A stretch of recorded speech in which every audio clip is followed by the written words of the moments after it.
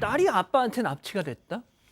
허허, 이거 무슨 소리일까요? 이게 이혼 소송 중에 딸을 부인에게서 데려와서 돌려보내지 않은 남편에 대한 재판입니다.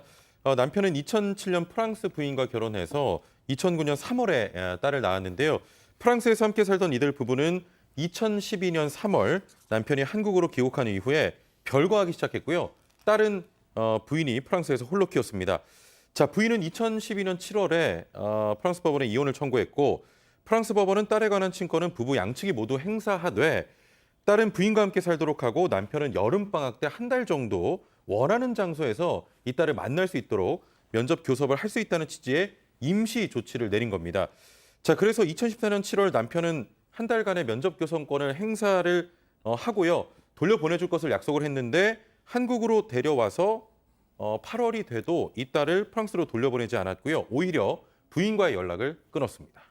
아니 근데 잠깐 데려온 거면 그 기간 끝나면 돌려보내줘야 되는 거 아닌가요? 그러니까 프랑스 법원의 임시 조치에 서로가 합의를 했고 약속을 하고 데려온 건데 예. 이게 단순하게 개인과의 약속이 아니라 법적인 사실은 구속력이 있는 약속이었던 건데 이걸 따르지 않았던 거죠. 부인 입장에서는, 아내 입장에서는 이 딸을 연락조차 못하게 됐으니까 얼마나 당황스러웠겠어요. 바로 프랑스 경찰에도 고소를 했고 또 임시 조치였는데 그 시간이 지나면서 우리 프랑스 법원에서도 이혼을 인정을 하면서 친권 양육권 엄마에게 있다라는 판결도 했고 그 판결을 또 우리 법원에서도 받아들여서 중간에 또 임시 조치였기 때문에 인도 면접 교섭이 끝났으니까 인도하라는 명령까지도 또 우리 법원에서도 했습니다. 그런데 이런 것들을 전부 다 무시를 한 거예요. 심지어는 이제 법적으로는 이 프랑스 법원도 그렇고 우리 법원에서도 이 딸을 어머니에게 데려가는 게 맞다라고 판결도 내렸지만 그래서 강제로 집행을 하려고 봤지만 아이잖아요.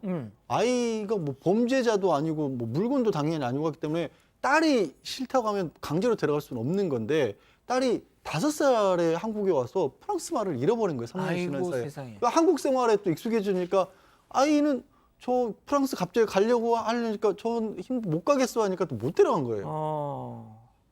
아니 제가 지금 자료를 좀 보고 있는데 수원지법에서 일단 뭐 1심 판결이 있고 1심 판결 때 그 집행관이 와서 아이를 프랑스 엄마한테 보내려고 하니까 아이가 저 가기 싫어요 그러더래요.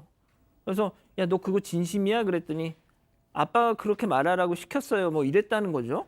근데 아무튼 뭐가 됐든 아이가 말씀하신 것처럼 지금 뭐 한국 생활에 익숙해지면서 프랑스 말도 잊어버리고 하니까 당연히 아이 입장에서는 다시 또 프랑스 가서 새로 뭘 하려는 생각을 하려면 네. 막막하긴 했겠어요. 정말. 그러니까 이제 두 가지 생각이 드는데요. 저는 하나는 뭐 그럴 수 있다. 왜냐하면 그 나이 때 이제 5살부터 한 뭐 8살, 9살까지 또 가장 중요한 게 또래인데 이제 막 내 친구들도 그렇죠. 생겼고 뭐 학교에 가기도 하고 유치원에 가기도 하니까 여가 너무 재밌고 친구들하고 애들한테 그 나이 때 애들한테 이 회사 가자 그럼 제일 슬픈 게 친구랑 헤어지기 맞습니다. 싫어. 예. 그런데 또 언어도 안 되니까 나 가기 싫어요라고 얘기를 했고 또 아까 앵커께서 얘기하신 대로 그 딸한테 왜 가기 싫으냐라고 얘기했더니 내가 가면 아빠가 죽잖아요. 뭐 이런 식으로 얘기했다고 하니까 사실상 두려움을 좀 세뇌시켰을 가능성도 있습니다. 세뇌시켰다. 네, 그러니까 주입을 네가 시켰다. 가면 아빠는 죽어 이런 식으로 이제 할머니 할아버지들까지 다 해서 너 절대 안 간다 그래야 된다. 가면 너 거기서 되게 무섭고 말도 안 통하고 친구도 잃지만 너 가면 니네 아빠 죽는다. 만약 이렇게 되면 아이들은 또 그러겠네요. 어쨌든 아빠에 대한 사랑도 있잖아요. 엄마에 대한 그림도 그렇죠. 있고.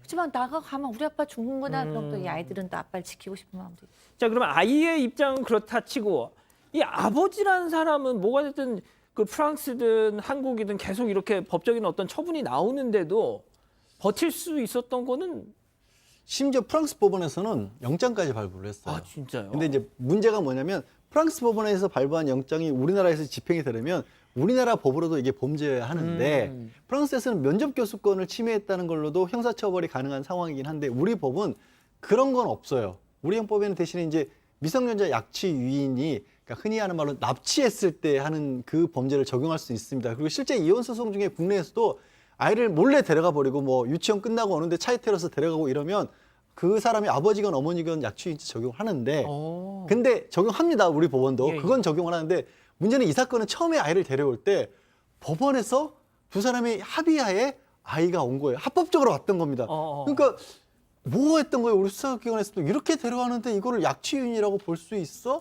라고 해서 검찰에서도 이 어머니가 고소를 했지만 다 무혐의 처분을 했다가 결국 법적으로 법원에서 아니 이게 처음에는 그렇게 왔다고 할지라도 중간 어느 시점부터는 이게 돌려보내지 않은 것도 약취유인으로 볼 수 있는 거 아니야? 라고 해서 법원에서 재판이 비로소 열린 겁니다. 자, 일단 그 아버지의 속마음, 뭐 당연히 딸을 사랑했기 때문에 그런 거겠죠. 네, 뭐 아버지도 이 딸이 꼭 같이 있었으면 했던 것 같아요. 여러 가지 정황상 보면 또 엄마도 딸이 꼭 데리고 오고 싶었고 우리 뭐 익숙한 그림 아닙니까? 그런데 이제 이 아빠가 뭐가 문제냐면 내가 딸을 보낼 수 없는 건 내가 너무 딸을 사랑하기 때문이다라고 솔직하게 얘기한 게 아니고 아이 엄마가 아이를 학대한다. 아. 이런 식으로 얘기를 한 거예요. 예. 그러니까 이제 법원에서 좀 면밀히 살펴봤는데 뭐 학대 증거라고 제시한 영상을 보니까 그냥 다른 아이들하고 노는 수준의 영상이고 피고인의 주장은 딸의 인도를 거부하고 자기의 책임을 묘면하기 위해서 지어낸 것에 불과하다. 그러니까 학대는 없었다라고 보았습니다. 그렇군요. 자, 그럼 1심 판결은 어떻게 나왔습니까? 네, 1심은 미성년자 약취죄가 인정된다고 보고요. 징역 1년에 집행유예 2년을 선고했습니다. 1심은 아이의 나이와 또 엄마와 떨어지는 과정에서 그 겪었을 아이의 또 심리적인 그런 상태를 고려했다고 밝혔습니다. 자, 2심은 또 어떻게 진행이 됐나요? 네, 2심에서는 이렇게 얘기를 했습니다. 지금이라도 아이를 돌려보내라. 그렇지 않으면 선처가 불가능하다. 이렇게 얘기를 했습니다. 그러니까 바꿔 말하면 돌려보내면 선처가 가능할 수도 있다는 그러네요. 심증을 조금 얘기해 준 건데요. 그러자 이 남성이 5년 만에 2019년 10월에 딸을 프랑스로 돌려보냈습니다. 5년 만에 엄마한테 돌아간 건데요. 그러자 2심 재판부는 유죄는 인정했지만 징역 1년의 선고유예를 결정했습니다. 선고를 직접 하지 않은 건데요. 그 이후에 대법원도 유죄를 인정했지만 선고유예를 한 2심을 다시 한번 확정을 했습니다. 자, 결국 대법원까지 가서 유죄가 또 확정이 됐네요, 변호사님. 네, 그렇습니다. 그리고 이 판결의 의미는요. 지금도 혼돈하시면 안 되는 게 지금도 이혼 소송 중이나 다른 이유로 해서 상대방 배우자 허락 없이 아이를 마음대로 그냥 데려가 버리면 부모라도 약취유인죄 적용받아 처벌받습니다. 예. 근데 이 판결은 뭐가 의미가 있는 거냐면 처음에 데려갈 때는 법원의 허락하에 당사자 동의하에 면접교섭권을 가지고 데려갔던 거예요. 근데 중간에 돌려보낼 때가 됐는데도 안 돌려보낸 것도 역시 약취유인이라고 판결을 적극적으로 한 겁니다. 그 배경에는 이게 모든 이런 아이와 관련된 부분에서는 아이들의 복리를 가장 우선적으로 따지는데 아니 세상에 데려다 놓고는 어머니하고 유대 관계를 끊어버리고 그렇죠. 앞으로 살아가야 될 곳인 프랑스 마을까지 잃어버리게 만드는 건 아이의 복리를 침해한 것이라고 본 겁니다. 아니, 그럼 이제 아빠는 영영 딸 못 만나나요? 영영까지는 아니고 굉장히 어려워질 것 같아요. 왜냐하면 이제 프랑스로 갔잖아요. 예. 프랑스 법원에서 이혼 결정을 하면서 면접교섭권을 어떻게 할지를 유보시켜 놓은 상황이었는데 2016년에 그렇게 유보해 놓은 거를 그러면 이제 돌려주세요라고 주장을 해야 되는데 형사처벌까지 받았고 프랑스 법원에서도 돌려보내라고 했는데 안 돌려보냈었지 않습니까? 되찾으려면 굉장히 어려울 겁니다.